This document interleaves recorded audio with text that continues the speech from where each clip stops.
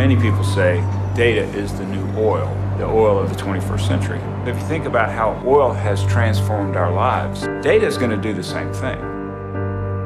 Das wird der Knoten meines Lebens. Wenn ich da als Minister sitzen würde, würde ich auch jemandem zuhören, der keine Krawatte trägt. Es geht darum, dass sie eine Datenschutzverordnung verabschieden sollen. Data protection is a fundamental right, and the companies have the duty to explain what they do with our data.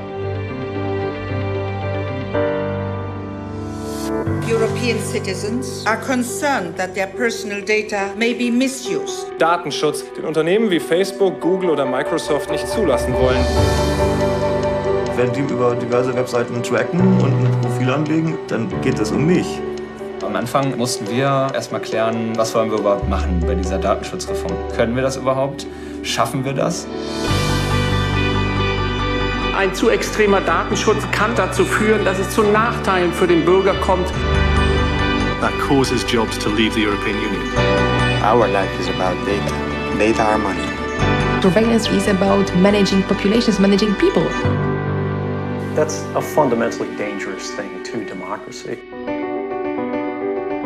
It is our responsibility to get these rights in place. Jetzt fängt der richtig harte politische Kampf an. Da habe ich dann gehört, wie die Wölfe die Zähne fletschen, um mich danach zu zerreißen. Wie soll Selbstbestimmung im digitalisierten Zeitalter überhaupt noch funktionieren?